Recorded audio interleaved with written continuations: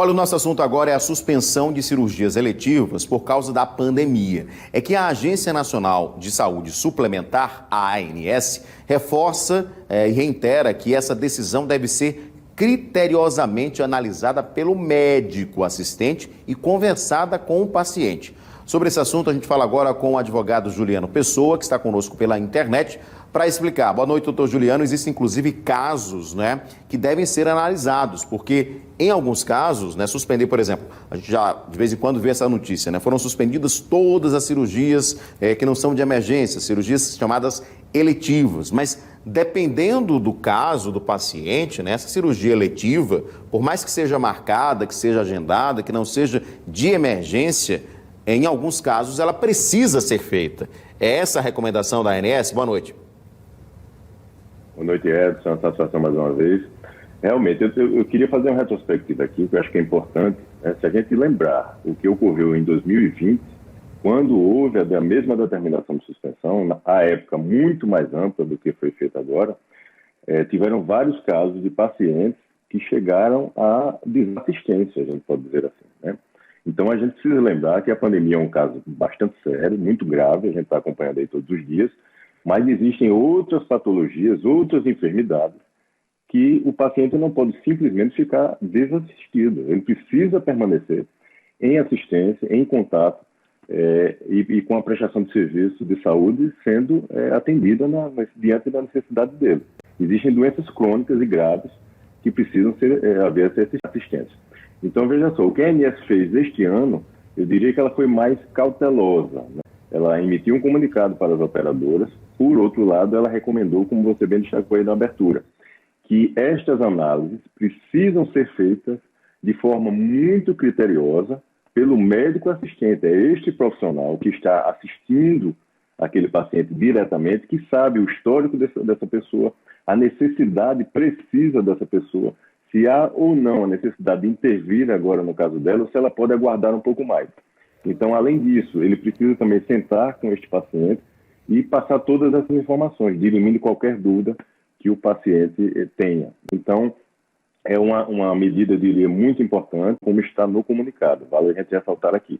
As operadoras não podem, de forma indiscriminada, simplesmente suspender todos os procedimentos eletivos, sejam cirurgias ou outro tipo de procedimento. Você tocou num ponto interessante aí, que é a questão da ressalva, lógico, que a própria legislação faz e as normas, da urgência e emergência.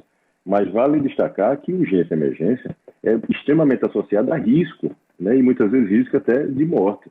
Então, se o médico aferir, naquele caso concreto do paciente, que apesar dele ainda não estar enquadrado numa questão de urgência e emergência, mas ele necessita fazer essa intervenção para que este risco maior não seja instalado, a operadora deve sim autorizar esse procedimento de acordo com a solicitação técnica do profissional que está assistindo o paciente.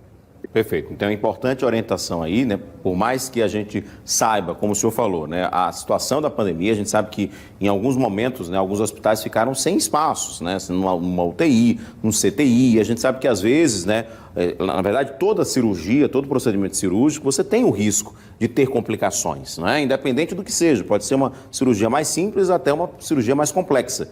Há esse risco. E aí, acredito que a ideia de suspender as eletivas foi justamente para que, se esse paciente que está passando por uma cirurgia que poderia ser remarcada, sofrer algo pior e não ter, por exemplo, um atendimento numa UTI e a óbito, a gente entende a recomendação, mas é importante também avaliar caso a caso, não dá para ser genérico, atingir todo mundo, não é isso, doutor? Exatamente.